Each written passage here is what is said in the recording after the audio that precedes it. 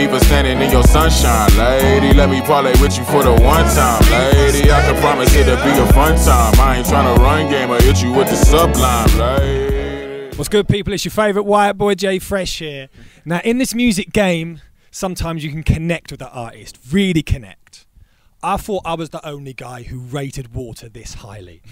I take it everywhere. There's a bottle at the side of the sofa. I take it to all the gigs I do. I finally met a kindred spirit. Yes, sir. Yes, sir. Mick Jenkins, man, straight from the south side of Chicago. Mick Jenkins in the place. Welcome to the UK, brother. Thank you. Thank you for having me, for real. Like I said, man, we're going to talk about music in a minute, but first off, I was so excited that someone shared the passion for H2O. Yes, yes. I mean, halfway through the mixtape, I realized, you know what I'm saying, it's that serious, you know. And people, it's easy to forget. I was drinking other stuff all the time, and it's drinking water on a regular basis will definitely have you feeling better, you know what I'm saying? Exactly. It hydrates you, it puts you in a good frame of mind. Yep. And it tastes damn good as well. Let's not run up here. It is the thirst quencher for sure. Exactly. The original. Exactly. I'm going to quote you on that. When people cuss me walking into a club with a big bottle of water. Yeah. That's what I do, man. Now listen, you're here in the UK. Some European tour dates, things are really popping off. Now, one thing about being an artist when you're performing on stage is you have the look. You got to look a certain way. I mean, your swagger is on point. Thank you. But I want to talk to you about the kicks, about sneakers, about the Marty McFlys. Okay. Okay. Are you ever going to get them? Are you ever going to cop them and rock them on stage? I'm not. Wait. Oh, which ones you talking about? Power laces. Okay. No, I was thinking of a different version of a shoe. No, absolutely. I want them. You want them? Yeah. I heard they might be coming out this year. I don't know. You know what I'm saying? I'm a person that I don't do the lines no more. I'm not like waiting to be one of the first. Like if I gotta pay a little bit more to get it afterwards, I will. That's what I did with the Yeezys. I'm not tripping. Whatever. I don't care what people be having to say. It's just like I want the shoe. I'm in a position to get the shoe. I'm going to get the shoe. Now, obviously, like the date tomorrow, October 21st, 2015, is exactly 30 years. The exact day that in the Back to the Future films they travelled forward to. So aren't they like rumoring that they're supposed to like they surprise drop tomorrow or something? That's what I've been hearing. Well, here in this country, what a lot of the cinemas are doing is they're replaying the full trilogy tomorrow. Yeah. That's it's well deserved. I'm going to check that out. I've moved dinner dates. I've moved meetings around. I'm too busy right now. Right. But for you, are you a fan of the films? Yeah. I mean, I saw them. You know what I'm saying? It wasn't my era. You know, it's something that you see. It's nostalgic. It's cool. But it probably doesn't connect for me the same way it would for you. You know what I'm saying? That's such a diplomatic way of talking about age, but not putting numbers in there, man. So I appreciate that. No problem. Now let's talk about music. I mean, when people get to know about artists, they like to know a bit of the backstory, how they got into the game. Sometimes people like to hear the struggle, the upbringing. Sometimes people like to hear that their favourite artist was almost delivered with the pen and pad in hand. Do you know what I mean? It's one extreme to the other. But for you, an interesting bit I read was humble beginnings, playing around, entered a rap battle, a competition for free beats. Yes. Talk to me about that. The grand prize was, I was already in a poetry group in college, and a couple of the guys in the group rapped. I would rap, but never anything serious. And a rap competition came up. Alabama A&M was one of the campuses in Alabama, and the prize was Dre beats, and it was right after they came out, like for the first time. They're like still $300. I was like, all right, well, I could try this. I could do this. I could try to get those headphones, and that was where it started, and that was where it blossomed from. You know, after that, I did my first mixtape, and very quickly did a second one, and just started practicing, started getting in the studio and working with people all the time. And by trees and truths, I finally figured out what I wanted to say. And at that point, I had 4 mixtapes already, and it was just like, I guess I'm a rapper now. I guess we've now fallen into this groove, and this is where we're at right now. Definitely. I mean, one message that's apparent in a lot of your work is your kind of love for the arts and what's for sure. So for you, what element? The arts is a very broad subject. What elements of the arts appeal particularly to you? Anything creative for sure, but to hone in on a few: music, painting, clothing, fashion, style, photography. For sure, you know what I'm saying. Those are the things that are involved most with what I do, and they're just. I think a lot of people, whatever their medium, they tend to stay in their medium, and we don't have to. There's so many ways that I can incorporate other mediums to this music, other people's stories, other people's talents to the music, and not just keep it at music. And that's something that, because we should. I do have an appreciation for the arts, and I don't want to just be stuck on one. So I mean, that is one of the reasons why we love hip hop. Yeah, because it is all encompassing. There's absolutely many elements to it, and what I love about it, or one of the things I love about it, is it gives you the platform to say whatever you want to say. As an artist, you can say what you want. There's a lot of messages you've been putting out in your music, but is there a core message or a main message that you're putting out there? And that's what I intend to do with the album, the healing component. With the waters, I think I introduced this idea that there was this water, there's this truth that you absolutely need that you're not getting, you know. But I didn't say exactly what that is.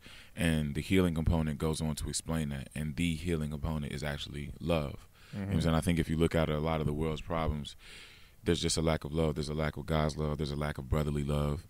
People don't know how to romantically love. And we're so vindicated in our ideas of what that is and what it's supposed to be. We don't really leave any space to learn even, you know? So that's what I intend to explain. That's what, if anything, I want people to get from the music, from who I am as a person when I stay after the show, like leads.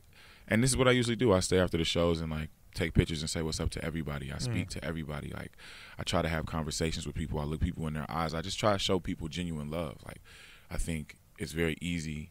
Artists get jaded, become quote unquote assholes to their fans. You know what I'm saying? Like, I understand the feelings from an artist's point of view, and I understand it from a fan's perspective. You know what I'm saying? So just trying to show people effort and love and energy that is uncommon, and actively trying to be a better person.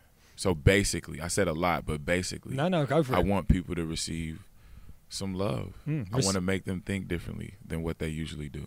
I've got a strong feeling that's already underway, man. I mean, one story I saw, that I believe there was a gentleman after a show who literally burst into tears when he saw you. I mean, talk about impact and humbling and having that effect on someone, especially a guy to a guy. I mean, how is that making you feel? It's a guy to a guy in a room full of guys. I didn't realize that bit. It was. I was in his apartment complex, and he saw me, and he just went crazy. And I went to his house, and his friends were in there, and his girlfriend was there, and he was like on the floor crying. Wow, uncontrollable. And that's what was more crazy to me. It's just like, one-on-one, you cry.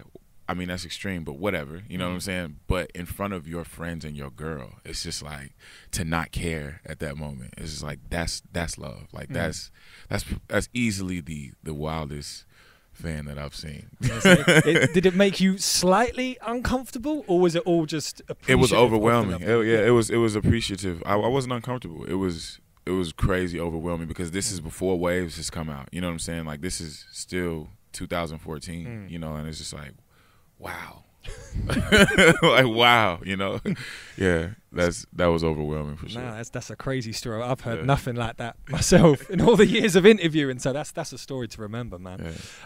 You mentioned there about love and a bit of education and showing people a positive way to move forward. And you say about your hometown, your home area, there's a real communal vibe right now. It's a really positive with the artists. I don't think people realize that. I mean, there's 3 main studios. There's Classic Studios, a good engineer from Chicago's named LPZ, and there's Music Garage. And Music Garage is a warehouse full of studios. So at one time, these other buzzing artists in Chicago heard everybody.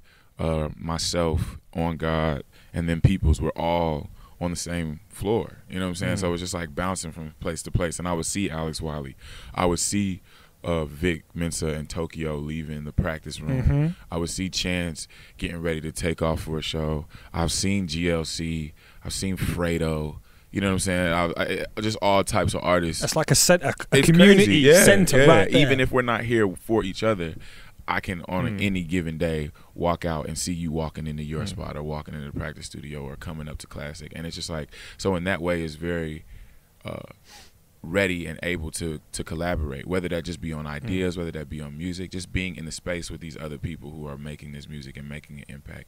That pushes you creatively, man. I'm going to say that must be such an inspiration. You can just walk out of the room and go, there's my man, and you go back and you've got another idea. Yeah, definitely. And that's not every day, you know what I'm saying? Like, but it happens enough that it's kind of crazy. It's kind of I don't see that in other places for sure. No, it is mad. It is absolutely crazy out there.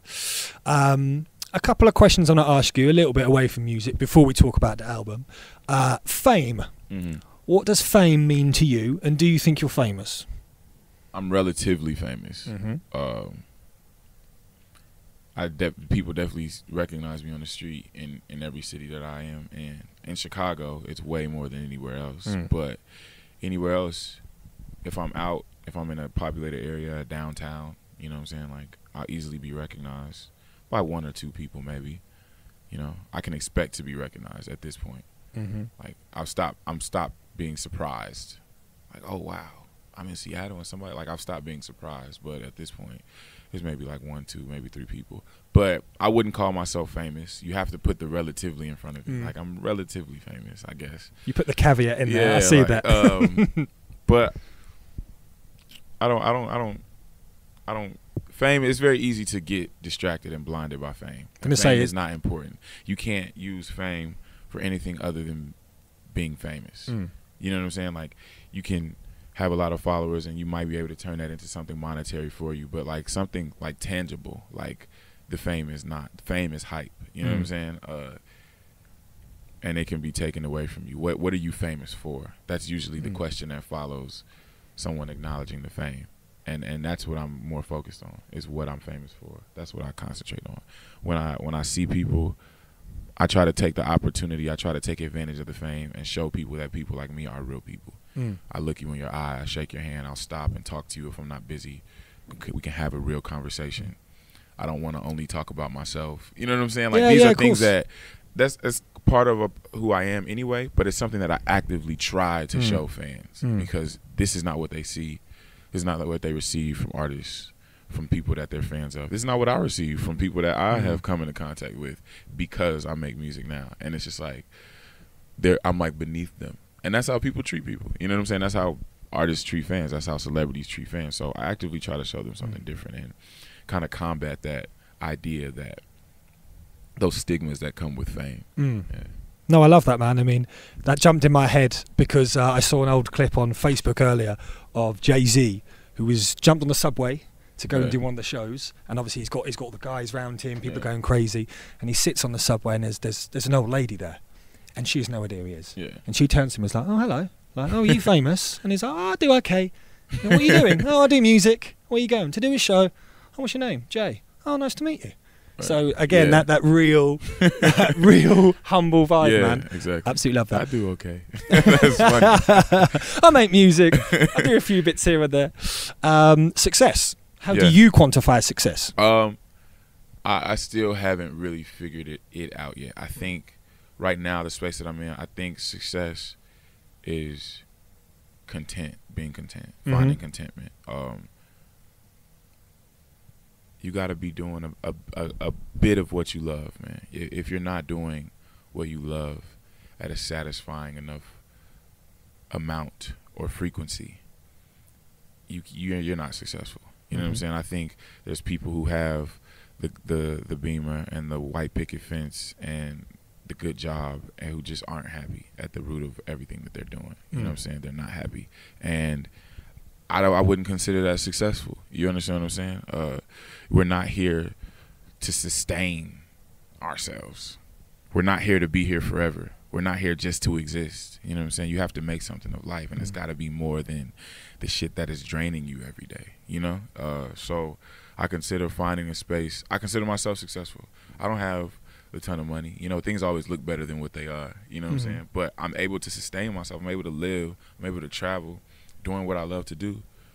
I'm already successful. If I never go past this level of exposure or point, I'm already successful. Like, I'm gonna go home and like start making some more music and then go on tour in a couple months and then do another interview run. You know what I'm saying? Like, this is life. Like, it's cool. Well, it's interesting because, like, again, I think it's how the individual views success. Exactly. Again, in the game that you're in, they look at the videos or a car or this, that, other, and think, he's doing this, he's doing these levels, where there's more than just the monetary and the material. But that's the thing, like, I think even at that level, I would find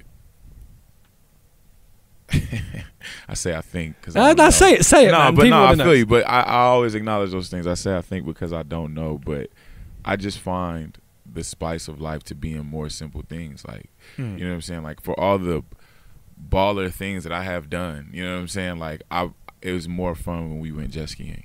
It was more fun when we went water rafting. It's really stripped back. You know what I'm saying? It was more fun when we did like real things to do instead of like the best time I had at the club where the bottles were coming and the people who were around us were like, it's just like it didn't beat those moments. You know what I'm saying? So.